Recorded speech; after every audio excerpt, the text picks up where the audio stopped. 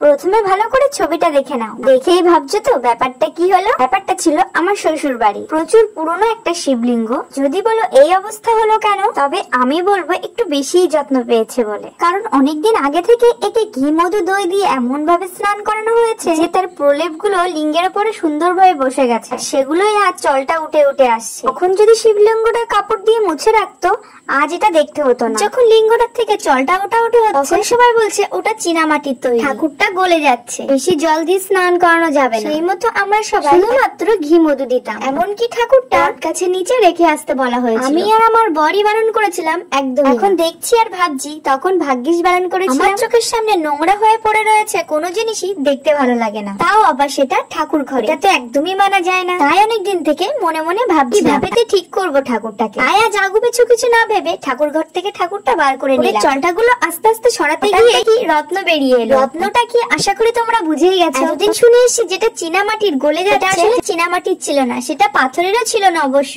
সিমেন্টের ছিল। ভেবেছিলাম একেবারে অপরিষ্কার না রেখে ঠাকুরটাকে একটু সাজিয়ে রাখবো। তারপরে দেখি মনে মনে যেটা ভাবছিলাম সেটাই হয়েছে। ঠাকুরটার গায়ে কোনো অসুবিধাই ছিল না, শুধুমাত্র অযত্নের কারণে আর মানুষের ভুল বোঝাবুঝির জন্য ঠাকুরটার এই অবস্থা। তখনই ওরা বুঝেছিল, তখন যদি ঠাকুরটা নিয়ে একটু ভালো করে দেখতো এত অযত্নে ঠাকুরটা পড়েই থাকতো না। আমি এখন মনে মনে ভাবছি ঠাকুর হয়তো আমার হাত দিয়ে সাজতে চেয়েছিল, তাই ভোলা বাবাকে আজ ঠাকুর ঘর থেকে বার করে নিজের মনের মতন করে সাজিয়ে তুলেছি। কিন্তু তেমন আঁকাই পারদর্শী না, তবু চেষ্টা করি। অনেক ছোটবেলায় 1 মাস আঁকা শিখেছিলাম, তাই আজ এই জায়গায় দাঁড়িয়ে আমি একটাই কথা বলবো, মনে ইচ্ছা থাকলে জীবনের সবকিছুই সম্ভব। আর আমি আমার জীবনের ইচ্ছাগুলোকে ভীষণ ভাবে গুরুত্ব দিই। সব ইচ্ছা হয়তো পূরণ করতে পারি, তবে যেগুলো পূরণ করতে পারি সেগুলোতে কিন্তু আমি হাল ছাড়ি। চেষ্টা করেছি, তারপরে গিয়ে হাল ছেড়ে দিনের শেষে নিজের কাছে গিয়ে তো বলতে পারি চেষ্টা করেছিলাম কিন্তু পারি, পরে অন্য কোনো সময় হয়ে যাবে। যাই হোক, অনেক জ্ঞান দিয়ে ফেললাম। সকালের সব কাজকর্ম গুছিয়ে খাওয়া দাওয়াটাও বাদ, পুরো সময়টা ভোলে বাবার পিছনেই বসেছি। এট লাস্ট আমার শেষ হলো। তোমরা সবাই দেখে বলো